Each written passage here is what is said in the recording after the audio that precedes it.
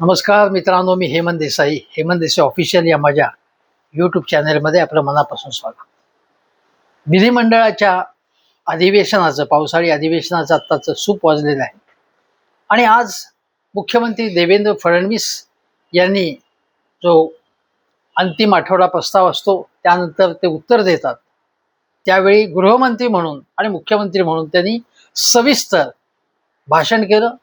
शेतकऱ्यांसाठी काही चांगल्या घोषणा केल्या, काही मागण्या शेतकऱ्यांच्या प्रतिनिधींनी आणि आमदारांनी केल्या होत्या, त्या मान्य करून शेतकरी माफीची, कर्जमाफीची जी घोषणा होती त्यात दुरुस्ती केली आणि ही चांगली गोष्ट आहे, त्याचं स्वागत आहे. गृह खात्याबद्दल सायबर क्राईम असतील, ड्रगचे गुन्हे असतील, या अनेक विषयांबद्दल कन्व्हिक्शनचा म्हणजे गुन्हे शोधणं आणि मग कन्व्हिक्शनचा रेट किती आहे, तो कसा वाढला आहे, याबद्दल टेक्नॉलॉजीचा वापर कसा केला जातो याबद्दल सविस्तर त्यांनी भाष्य केलं. देवेंद्र फडणवीसांबद्दल मी अनेकदा टीका करत असलो तरी ते प्रश्नांचं उत्तर जे आहे ते अभ्यास करून आकडेवारीनिशी, पुराव्यानिशी सादर करतात, हे मान्य केलं पाहिजे आणि त्याप्रमाणे त्यांनी ते केलं. यापूर्वी सुद्धा जेव्हा ते उपमुख्यमंत्री होते, त्याच्या अगोदर मुख्यमंत्री होते आणि त्याच्या अगोदर सुद्धा अनेक वर्ष विधानसभेमध्ये ते निवडून येत आहेत आणि त्यावेळी ते अर्थसंकल्प असो किंवा अन्य विषयांवरती आपली व्यवस्थित मांडणी करत असतात आणि विरोधी पक्षनेते म्हणून सुद्धा ते यशस्वी होते. हे मी का सांगतोय? हे कारण मुख्यमंत्री म्हणून ज्यांनी काम केले ते आज उपमुख्यमंत्री असलेले एकनाथ शिंदे ही गेले अनेक वर्ष मंत्रिमंडळात आहेत. 2014 पासून आहेत. विरोधी पक्षनेते काही काळ होते ते, त्या अगोदर आमदार तर होतेच आणि ठाणे महानगरपालिका, ठाणे जिल्ह्यातल्या महानगरपालिका त्यांच्या कार्यकक्षेत येतात. आज गृहनिर्माण खातं सुद्धा त्यांच्याकडे आहे आणि त्यांचा पक्ष वाढतोय असं ते म्हणतात आणि ते दिसतंय. मग असं असताना विधानसभेमध्ये असो किंवा विधान परिषदेमध्ये जबाबदारीने उत्तर दिलं पाहिजे.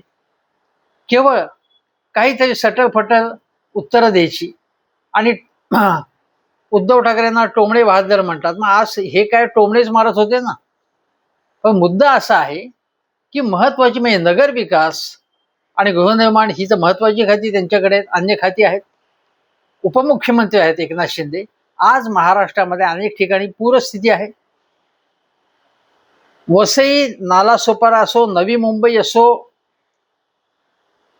पिंपरी चिंचवड असो, विदर्भ, मराठवाड्या, सातारा, अनेक ठिकाणी शहरांमधल्या नालेसफाईचे प्रश्न असोत किंवा एकूण प्लॅनिंगचे प्रश्न असतील, अनधिकृत बांधकामांचे प्रश्न असतील, टाउन प्लॅनिंग संबंधीचे प्रश्न असतील, हे उपस्थित झालेले आहेत.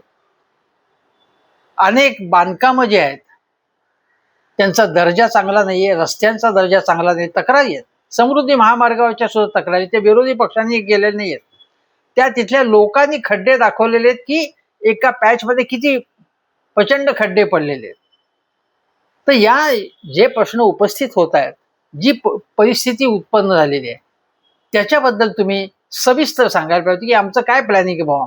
शहरं कोसळत आहेत असं तुम्ही म्हणताय, आम्ही शहरांचं नियोजन कसं करणार आहोत, हे काहीही न सांगता आणि आपले जे नगरसेवक आहेत म्हात्रे, त्यांच्याबद्दल ताबडतोब माफी मागायला पाहिजे होती त्यांनी, शिंदे यांनी, की ज्यांनी महिला डॉक्टरना धक्काबुक्की केली, शिवीगाळ केली अत्यंत गलिच्छ, आणि शिवाय पुरुष डॉक्टरना अक्षरशः तुडवलं, ते आणि त्यांच्या सहकाऱ्यांनी, त्या म्हात्रे त्याच्या सहकाऱ्यांनी.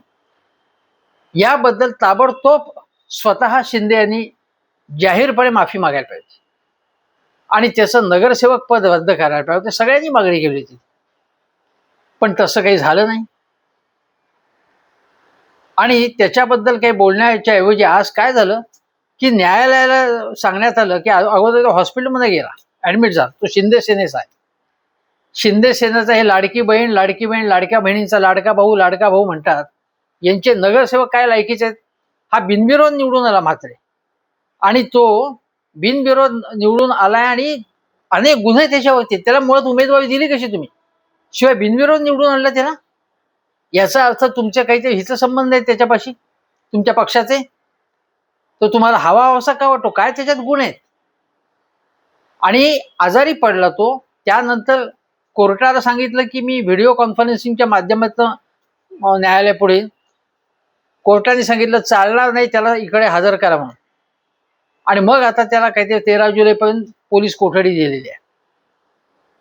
याबद्दल बघा तुम्हाला सांगतो, बाळासाहेब ठाकरे यांनी जेव्हा 2006 मध्ये व्हॅलेंटाईन डेच्या एक कुठेतरी कुठे हॉटेलमध्ये काय डान्स बिन्स चाललेला होता, त्या ठिकाणी जाऊन धक्काबुक्की करणं, शिवीगाळ करणं, असं काही प्रकार काही शिवसेनेच्या काही कार्यकर्त्यांनी केले. हे जेव्हा उघडकीस आलं तेव्हा बाळासाहेबांनी सांगितलं की महिलांवरती हात टाकणाऱ्या किंवा अशा प्रकारच्या गोष्टी करणाऱ्यांची शिवसेना नाही आहे, ते शिवसैनिक होऊच शकत नाहीत आणि मी माफी मागतो असं स्वतः बाळासाहेबांनी माफी मागितली. आता ही गोष्ट बघा, कमलेश जे आहेत सुतार, या कमलेश सुतार झी 24 तासचे संपादक, त्यांनी ही या गोष्टीची आठवण दिलेली आहे. बरोबर आहे. आणि बाळासाहेबांनी माफी मागितली, केवढी मोठी गोष्ट आहे. आणि यांना माफी मागायला एवढा वेळ लागतो? तुमच्या लोकांना तुम्ही प्रोटेक्ट करता. आणखी कोणीतरी अशीच दादागिरी केली शिंदे सेनेच्या माणसाने, सारख्या बातम्या येत असतात आदनमन. पण तो हे तुमचं हिंदुत्व आहे का? महिला डॉक्टरांवरती हात टाकणार? काय गोष्टी करता तुम्ही? आज या भाषणात आपल्या, तो माझा हा विषय तो सिद्धिविनायकाचा आहे, सिद्धिविनायक मंदिराचा, पण त्याच्या अगोदर थोडी प्रस्तावना करू. एकनाथ शिंदेनी काय काय सांगितलं त्याच्यामध्ये बघा. जयंत पाटील आणि भास्कर जाधवांनी अनेक म्हणजे ही विधानसभेमध्ये अभ्यासपूर्ण भाषणं केली, विधान परिषदेमध्ये सुद्धा अनेकांनी केली. पण एकनाथ शिंदेनी पूर्णपणे राजकीय भाषण केलं. मग अनिल परब जेव्हा सभागृहात आले तेव्हा हा या या या अनिल परब या. नंतर काय मी म्हणतो ते बरोबर आहे ना, सुनील शिंदे म्हणजे उद्धव ठाकरे यांच्या पक्षाचे सुनील शिंदे जे वरळीचे. नंतर मिलिंद नार्वेकर यांनी मिसिंग लिंक मध्ये जी काही पूर्णपणे पाणी शिरलं त्याबाबत टीका झाल्यानंतर ती संपूर्ण परिस्थिती लगेच नियंत्रणात आणून तिथे वाहतूक सुरू झाली, याचं कौतुक मिलिंद नार्वेकर यांनी एका ट्विटच्या माध्यमातून केलं. त्यांच्यावर सुद्धा नार्वेकरांवरती टीका झाली या प्रकरणात. पण एकनाथ शिंदे यांनी नार्वेकरांचा खास उल्लेख केला. आता हे सगळं या लोकांचा उल्लेख का केला? हे सगळे विधान परिषदेत. याचा अर्थ असा आहे की ते आमच्या जवळच आहेत आणि लवकरच ते फुटणार आहेत असा एक संकेत द्यायचा किंवा अशी धमकी द्यायची किंवा असं चित्र निर्माण करायचं. पण माझं म्हणणं आहे की इतक्या ट्रॅजेडीज होत असताना हे राजकारण कशाला करता तुम्ही? मुळात वेळ कमी आहे सभागृहात बोलायला. एखादी गोष्ट समजू शकते की उद्धव ठाकरेंवर टीका केली, ठीक आहे, राजकारणातलेच लोक आहेत, टीका करा तुम्ही. पण किती वेळ त्याच्यावरती तुम्ही खर्च करता? उद्धव ठाकरेंवर टीका करणं, आदित्य ठाकरेंवर टीका करणं हा तुमचा अधिकार आहे, अवश्य करा, कारण ते करतात, तुम्ही करणार. पण याचा अर्थ तुम्ही मुळात जे शहरांचे प्रश्न आहेत, आज पुराचे प्रश्न आहेत, वसई नालासोपारा त्या ठिकाणी जर पूर्ण म्हणजे लोकांची इतकी म्हणजे हजारो लोकांची पंचायत झालेली. आज एक व्हिडिओ मी बघितला, एक स्टॉलवाला त्या ठिकाणी त्याच्यामध्ये ही आपली स्टॉल म्हणजे चहा पाण्याची भांडी धुवत होता आणि त्याच्यात नसतं लोकांना चहा पाजत होता. हे एका टीव्हीवर दाखवलं. म्हणजे त्या सगळं पाणी तुंबलेलं आहे त्याच्यात. अशी सगळी परिस्थिती आहे. जीवनावश्यक वस्तू आणायला लोकांना पाण्यातनं जायला लागतं. हे 3-4 दिवस लाईट नाही तिथे, काहीही. म्हणजे एक मुंबईच्या जवळचं शहर आहे असं वाटत असं, शहरही असं वाटत असं, अशी स्थिती आहे. काय सांगताय तुम्ही? आणि बघा पुण्यामध्ये पिंपरी चिंचवडच्या इथे ढिगाऱ्याखाली माणसं आहेत, तिथे कोणी जायला तयार नाहीये. म्हणजे सुरुवातीला गेले आणि अजून अनेक जण तिथे आहेत आणि ती प्रोसेस सगळी ढिगारा उचलण्याची प्रोसेस सुरू आहे. तिकडचे लोक चिडलेले आहेत. या प्रश्नांबद्दल तुम्ही चर्चा करायला पाहिजे. लोकांचा आक्रोश, जो सामान्यांचा आक्रोश आहे, तो शहरवासियांचा जो आक्रोश आहे किंवा शहराच्या जवळच्या लोकांचा आक्रोश आहे, छोट्या छोट्या नगरांचा आक्रोश आहे, त्यांच्या गरजा आहेत, त्याबाबत तुम्ही काहीतरी बोलायला पाहिजे. नगर विकास मंत्री असो किंवा गृहनिर्माण मंत्री म्हणून. पण हे ते बोलले नाही. ते काय म्हणाले की मी मुख्यमंत्री असताना कसं की इर्शाळगडची तिथे काय ती दुर्घटना घडली, मला अधिकाऱ्यांनी सांगितलं जाऊ नका. मी कसा गेलो, मी कसा स्पॉटवर जातो, मी काही घरी बसत नाही, मी फेसबुक लाईव्ह करत नाही. अरे आता तुम्ही 100 वेळा सांगितलं ना ते. आणि प्रश्न असा आहे की तुम्ही स्पॉटवर जात असाल तर चांगली गोष्ट आहे. स्पॉटवर तुम्ही जाता का जात नाही हा प्रश्न नाही. आता बघा, मुंबईच्या महापौर स्पॉटवर जातात, आम्ही सटम स्पॉटवर जातात. नालेसफाई झाली झालेली नाही, काहीच झाले नाही. सिस्टीम सुधारणं, प्रशासनाला कामाला लावणं, त्यांच्यावरती देखरेख ठेवणं, उत्तरदायित्व प्रत्येकाचं निश्चित करून त्याच्याकडनं काम झालं की नाही असं विचारणं, हे तुमचं काम आहे. धोरण ठरवणं हे तुमचं काम आहे. तुम्ही तिथे इर्शाळगडला गेलात की नाही याचा संबंध नाही. तुम्ही तुमचं एक कल्ट निर्माण करताय किंवा तुमचं एक काय म्हणतात ज्याला तुमची एक इमेज निर्माण करताय. पण तुमच्या काळामध्ये प्रशासन व्यवस्था सुधारली की नाही हा खरा प्रश्न आहे. आता अजून एक प्रश्न घ्यायचा मला आणि मग सिद्धिविनायकाच्या प्रश्नाकडे वळतो. बघा की हे विधान परिषद असेल किंवा विधानसभा, याच्यामध्ये अनेक अभ्यासपूर्ण भाषणं झालेली आहेत. लोकांचे प्रश्न मार्गी लागलेले आहेत. मग ते कुठल्याही सत्ताधारी पक्षाचे असो विरोधी पक्षाचे असो, विधान परिषद तर अशा अभ्यासपूर्ण चर्चेसाठी म्हणून वेगवेगळ्या क्षेत्रातले लोक तिथे असतात. त्या ठिकाणी केवळ छाछूगिरी करणं, काहीतरी बकवास विधानं करणं, तीच विधानं करणं, याचा उभं घ्यावा अशी परिस्थिती आहे. आणि किमान एकनाथ शिंदे यांनी हे टाळलं, पण ते खूप रिपिटेटिव्ह झालेले आहे. त्यांचं कंटाळा येतो, म्हणजे ते ऐकत नाही, ते पुन्हा पुन्हा तेच. मी असं म्हणत नाही की उद्धव ठाकरे यांच्या पक्षातील सगळ्यांची भाषणं चमकतात, असं अजिबात म्हणत नाही. पण एकनाथ शिंदेची भाषणं रिपिटेटिव्ह होतात आणि त्यात नवीन मुद्दे काहीच मिळत नाही. आता गोष्ट अशी आहे, मी तुम्हाला सांगितलं की ह्यांनी राजकारणाचा अतिरेक करतात सतत एकनाथ शिंदे, आणि त्यांच्याकडची खाती अतिशय महत्वाची. हा मुद्दा मी तुम्हाला सांगितला. आता मी तुम्हाला सांगतो की बघा, ते काय म्हणाले एकनाथ शिंदे की आमचं हिंदुत्व, आमचं समाजकार्य, आमचं राजकारण म्हणजे आम्ही स्वार्थासाठी आलेलो नाही, आम्ही परमार्थासाठी आलेलो. आता म्हणजे हसून मुरकुंडी वळायची पाळी आहे. एकनाथ शिंदे आणि त्यांचे सहकारी हे स्वार्थासाठी आले नाहीत, परमार्थासाठी आले, असं आपण खरोखरीच त्यांना तरी वाटतंय का किंवा तुम्हाला वाटतंय का? तुम्ही विचार करा.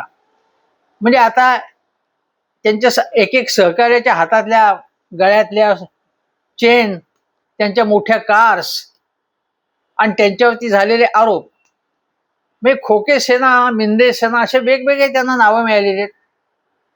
अनेकांवरती भ्रष्टाचाराचे आरोप झाले. तर मी तुम्हाला साधं सांगतो की अर्जुन खोतकर हे त्यांच्या पक्षाचे, ती विधिमंडळ पक्षाची जी कमिटी जी गेली वेगवेगळ्या ठिकाणी दौरे करायला, त्या ठिकाणी एका ठिकाणी या खोतकरांच्या जे अध्यक्ष होत्या त्या समितीचे, विधिमंडळ समितीचे, त्याच्या सेक्रेटरीकडे कॅश सापडली.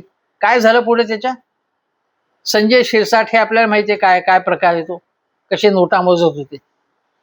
पण त्या पलीकडे तुम्हाला सांगतो की त्यांच्या पक्षामध्ये, त्या पक्षाच्या यांच्या शिंदेच्या याच्यामध्ये काय गोष्टी घडलेल्या आहेत ते तुम्हाला सांगतो. एक तर पहिली गोष्ट म्हणजे 56% पैसे चारायला लागतात लोकांना, अधिकाऱ्यांना, मंत्र्यांना, असा आरोप वरपासून खालपर्यंत, मंत्र्यांना सुद्धा असा आरोप कंत्राटदारांनी ऑन कॅमेरा केलेला आहे. राज ठाकरे यांनी त्यांचा उल्लेख केला, पण हा आरोप होऊन काय दीड महिनाच झालेला आहे, कंत्राटदारांनी केले 56%.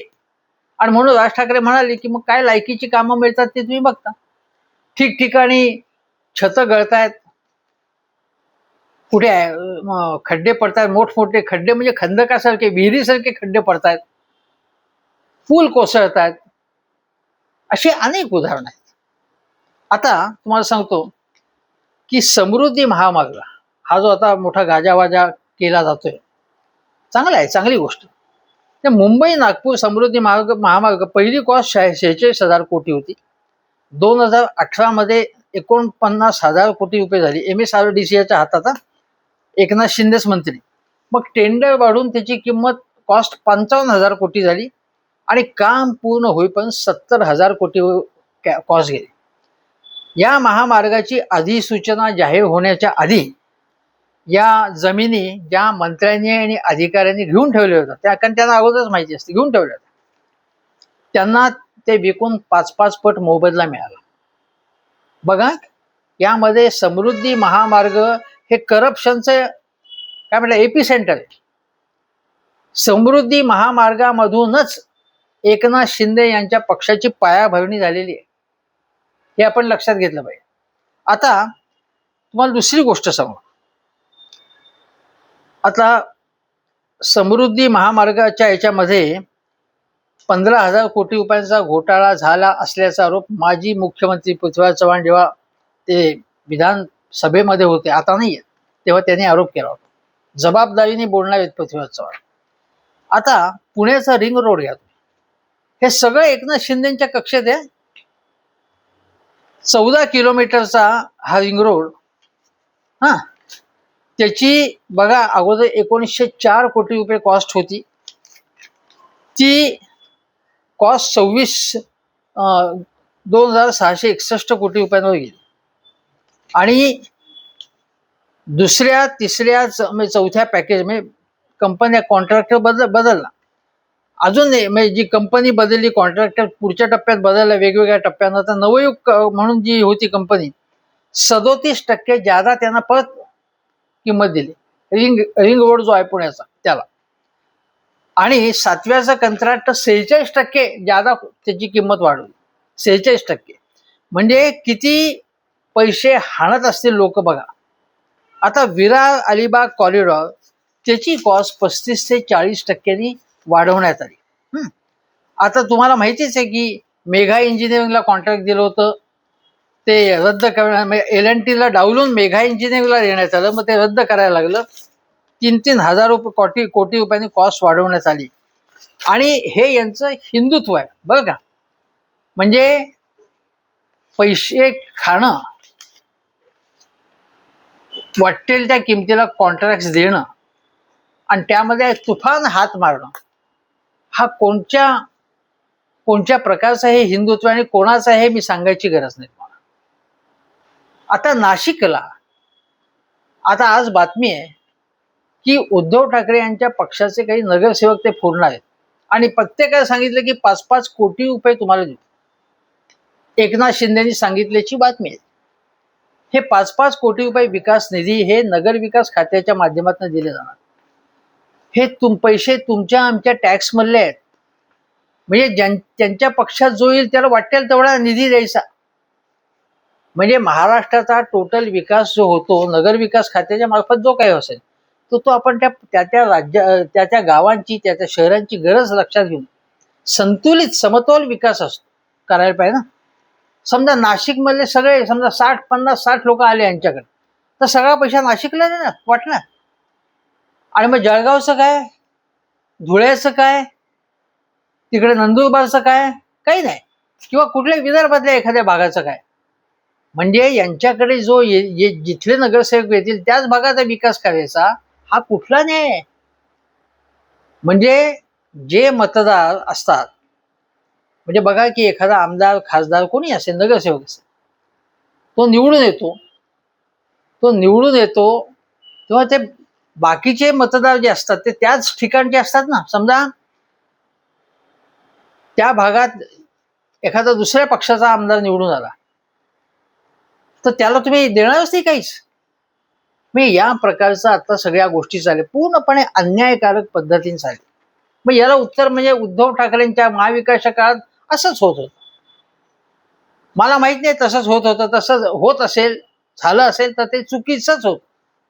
पण म्हणून त्यांना बाजूला करून तुम्ही झालात ना, तुम्ही न्याय करण्यासाठी आला तसा तुमचा दावा आहे ना.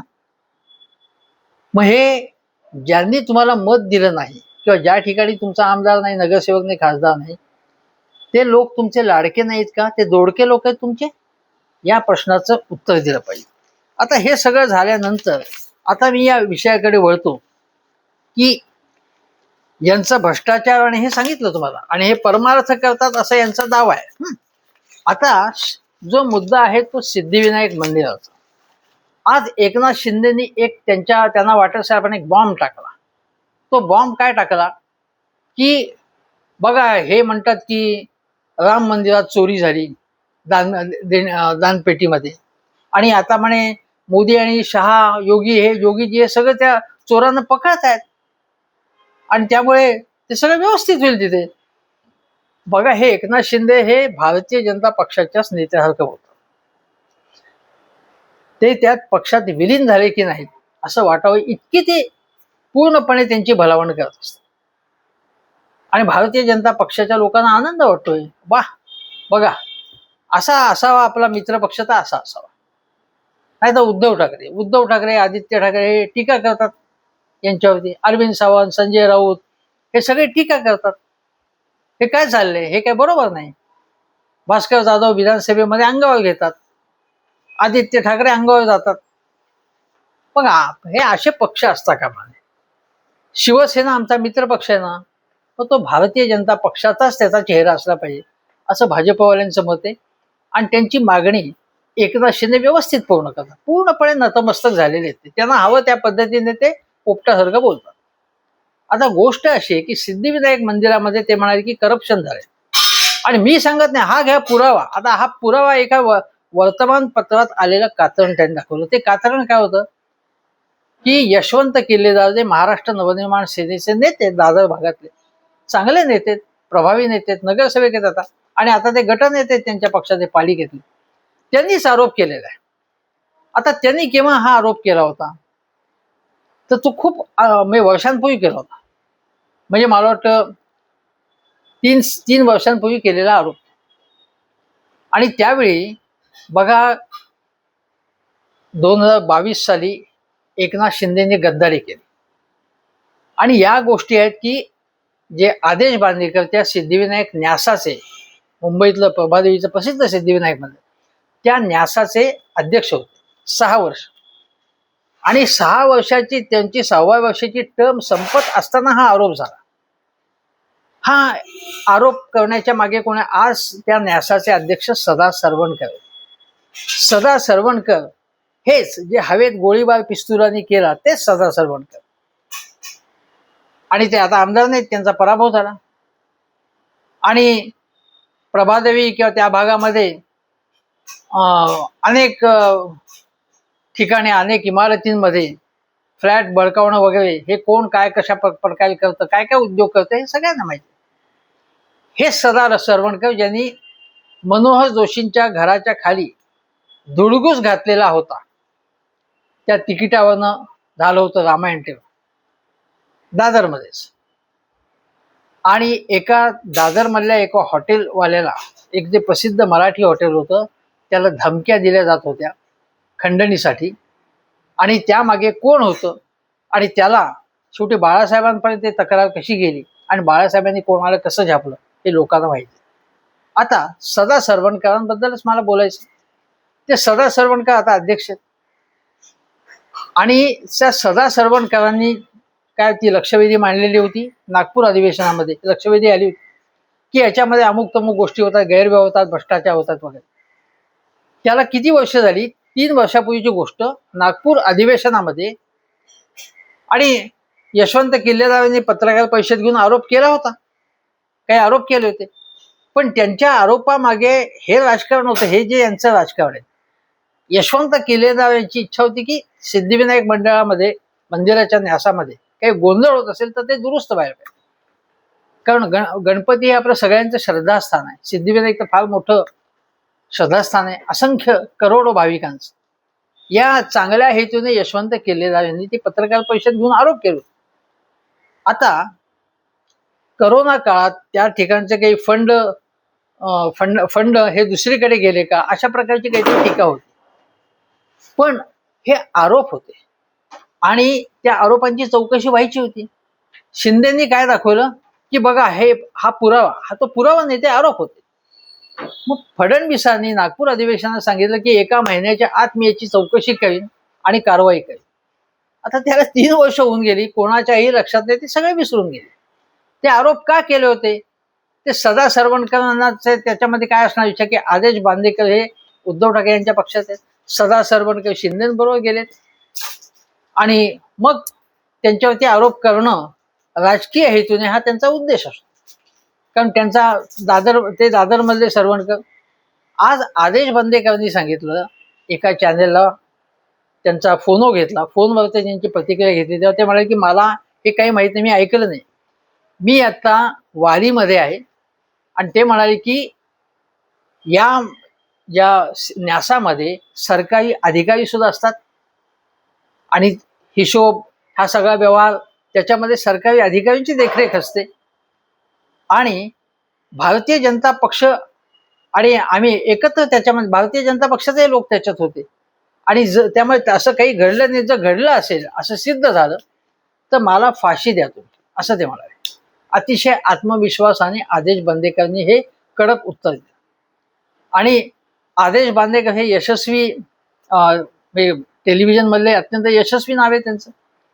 आदेश बांदेकर यांच्यावरती असे आरोप करण्यापूर्वी त्याला काही पुरावा असला पाहिजे आणि जर पुरावा असता तर फडणवीसांनी लगेच कारवाई केली असती. कारण फडणवीस हे तर मिस्टर क्लीन आहेत, अजून तर काही झाले नाही इतकी वर्ष झाल्यानंतर. आणि माझं म्हणणं आहे की एकनाथ शिंदे मुख्यमंत्री होते तेव्हा त्यांनी काय केलं, किंवा बघा ते फार मोठे नेते आहेत महाराष्ट्राचे, आता का नाही केलं त्यांनी काही? नुसते आरोप का करतात? त्यांची सत्ता आहे ना, अटक करा, ताब्यात घ्या आदेश बांदेकरांना, किंवा ज्याला कोणाला घ्यायचं त्यांना ताब्यात घ्या. तुम्ही का नाही केलं ते? त्यामुळे केवळ आरोप करायचे. आणि याच्यातला महत्वाचा प्रश्न तुम्हाला सांगतो, यशवंत किल्लेदारांनी काही दिवसापूर्वी म्हणजे महापालिकेने 500 कोटी रुपये सिद्धिविनायकाच्या याच्यामध्ये काय ते सुधारणा करायची किंवा काय पुनर्विकास म्हणतात त्याच्या आसपासच्या सुशोभीकरण 500 कोटी रुपये सिद्धिविनायकाला दिले. त्याचे अध्यक्ष सदा सरवणकर आहेत. आज महाराष्ट्राची आर्थिक परिस्थिती बघा काय आहे. सिद्धिविनायक मंदिराकडे खूप देणग्या येतात. सिद्धिविनायक मंदिराला सुशोभीकरणासाठी सरकारकडनं पैसे देण्याची गरज होती का? बघ, द्यायची गरज होती तर आज महाराष्ट्राची आर्थिक स्थिती अशी आहे. म्हणजे मुंबई महानगरपालिकेच्या ठेवी एकीकडे 8 आहेत, त्याचं समर्थन मुख्यमंत्री करत आहेत. पण तरी देखील मुंबईच्या इतक्या गरजा आहेत आणि सिद्धिविनायक हा एक श्रीमंत देवस्थान आहे, ट्रस्ट, पण त्यांना 500 कोटी रुपये देण्यात आले महापालिकेने. नगरविकास खात्याच्या अंडर येत आहे सगळं हे 500 कोटी रुपये आणि हे आता न्यासावरती सदा सरवणकर शिंदे सेनेचे नेते आहेत. याबद्दल यशवंत किल्लेदारांनी प्रश्न विचारला. याबाबत याचा उल्लेख एकनाथ शिंदेनी का केला नाही? या 500 कोटी रुपये हे कसे खर्च करणार आहेत, कोणत्या ठेकेदाराला कंत्राट मिळणार आहेत, हेही स्पष्ट झालं पाहिजे. आणि त्याच्यामध्ये उद्या काही संशयास्पद व्यवहार झाले तर त्याची जबाबदारी कोणावर? म्हणजे कुठलाही पुरावा नसताना कोणीतरी आरोप केला. यशवंत किल्लेदारांनी आरोप 3-4 वर्षापूर्वी केला होता. त्या आरोपाबद्दलचा उल्लेख आतापर्यंत एकनाथ शिंदेनी का नाही केला? तो केला यासाठीच की बघा अयोध्येच्या राम मंदिरामध्ये गैरव्यवहार झाले आणि हे तेच करतायत म्हणून यांना बदनाम करायचा केवळ आरोप करू. त्या ठिकाणी गुन्हेगारांना ताब्यात घेण्यात आले.